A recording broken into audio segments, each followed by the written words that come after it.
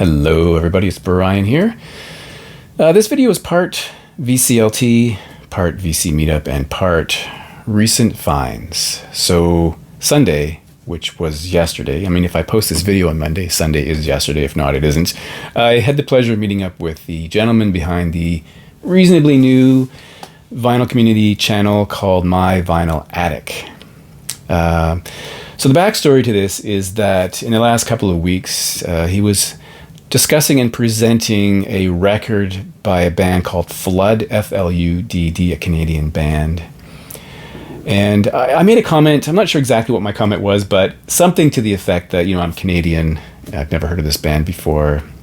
And I was also surprised because I recognized some names he had mentioned. So he graciously offered to give me a copy of this record, and I said, sure, why not? So we met up at Neurotica Records. Before we talk about the store, let me talk about this record. So here it is, called Flood, F-L-U-D-D, from 1972, called On, exclamation point, so ...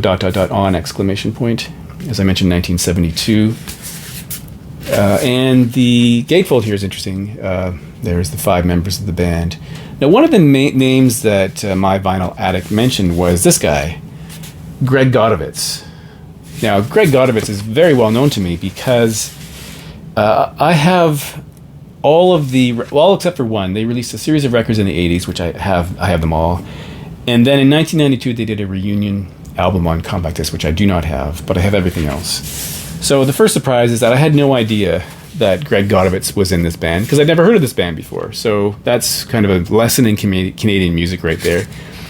Everyone else here left the band at some point, and Greg continued on with replacement musicians, and 3 people who joined the band later went on to form Canadian band Saga. So I learned a lot of things from that video, and it is surprising how, this band was known, I guess. I don't know how well known, but they were known, and they got radio play, so it's surprising to me. But again, 1972 is ancient history. So here is the inner sleeve that came with it, and I'll show you the label. It has this flower theme on it. So thank you once again, My Vinyl Attic, for giving me this record, a spare copy of this record. I have listened to the music that was played on My Vinyl Attic channel, and I have streamed some of this. I have yet to play this record, but I will, and it sounded pretty interesting to me, so thank you again for that. And then we went into Neurotica Records, and I think this is the 3rd location of Neurotica Records. He's been there for quite a while now, but I used to shop at that store when they were down on Queen Street West, when there used to be record stores on Queen Street West. There used to be a lot. Rotate This was close to there. They moved. Then they moved to Mirvish Village. I used to go there, and I think this is 3rd location, I guess, since I've known them. Anyway, interesting store. The only complaint I have with the store isn't really valid, really. It's not a fair complaint, but it is in the basement, and so sometimes my phone doesn't work. So if I'm trying to prevent myself from buying the same record twice, Discogs is important, and sometimes the phone, you have to be in a certain place, and you move around, and sometimes you get reception, and sometimes you don't. But it's a very well-stocked store of records, new and used, compact discs. There's DVDs. He's got some cheapy bins. Always participates in Record Store Day. And, I think it's a really interesting store. I quite like it. And so I was walking around and saw this record from the Rose of Avalanche. This is their record called First Avalanche, which oddly is not their first record. It's a compilation. This was essentially a blind buy. I don't even know if I'd heard the name before, but I decided to buy it because it fits into the category of alt, post-punk, goth. And so a couple of bands that are named in association with this band are Sisters of Mercy and The Mission. I'm not sure that's 100% accurate, but I see where they're going. Another artist who's mentioned as being relevant to this band is Lou Reed, which struck me as odd, but in listening to this record I can see why, especially the track LA Rain. It does sound like a Lou Reed vocal delivery. There's 8 tracks on here, ending with LA Rain. Now, John Peel was a big fan of the track LA Rain. He played it quite frequently on his show, apparently. Again, I'm just reporting what I've read, but I didn't know it. So I did stream some of this. I had never heard any of these tracks before, even LA Rain, which is arguably, from what I've read, their biggest track. Didn't ring a bell. So it's interesting. I'm going to listen to this a few more times, of course. It was a good price. I don't like the album cover or design, but I guess if I see something else from them that's reasonably affordable, I will probably get it. But we'll see. It's too soon to tell. I did find some blog posts where people rave about this band as a forgotten goth band. And they continued for many, many years. I think there's 12 albums to their name now, something like that. So that's an investigation, a work in progress. And about one other thing, it's something that I've had my eye on for a long time. I've had a price watch on it through Camel, which links up to Amazon.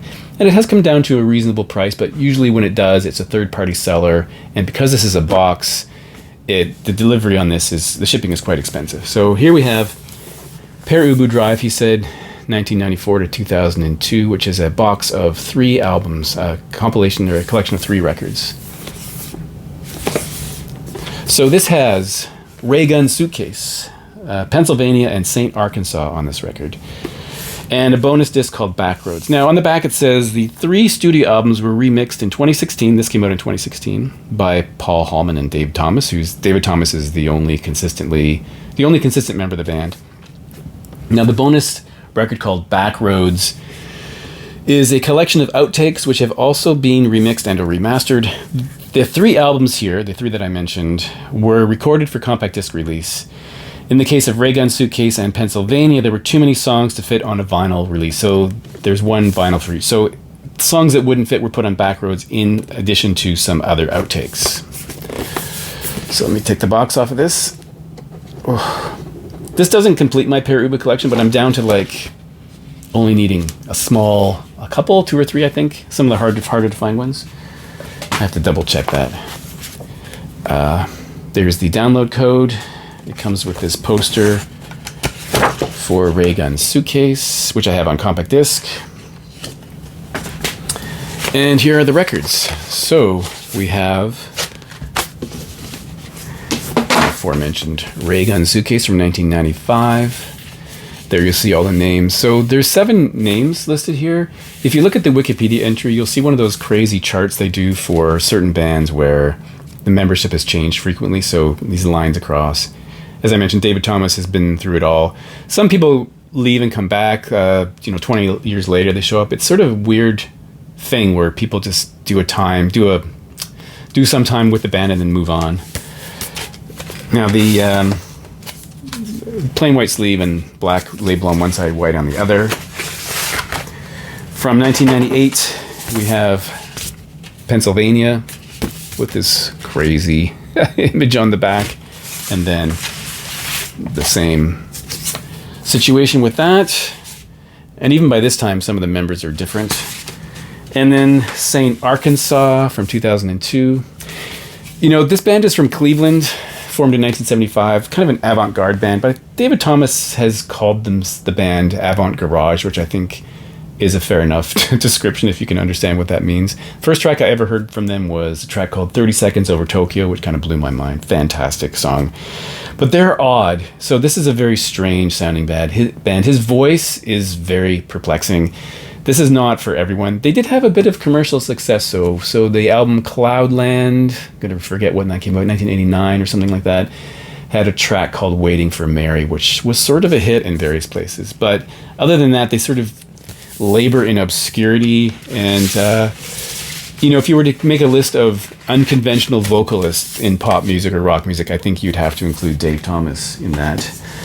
And the third album, Backroads, it's in a smaller sleeve. It's a little bit shorter by like half a centimeter. And this is the one that has the outtakes and extra tracks. And it doesn't have an inner sleeve for some reason, just the record.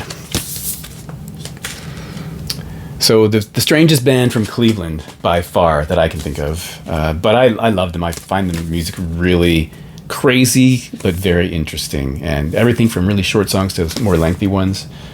Fantastic. So anyway, that's it for today. Thank you once again to my vinyl addict for passing along that record to me. I really appreciate that. Thanks for watching, and I will see you in the next video.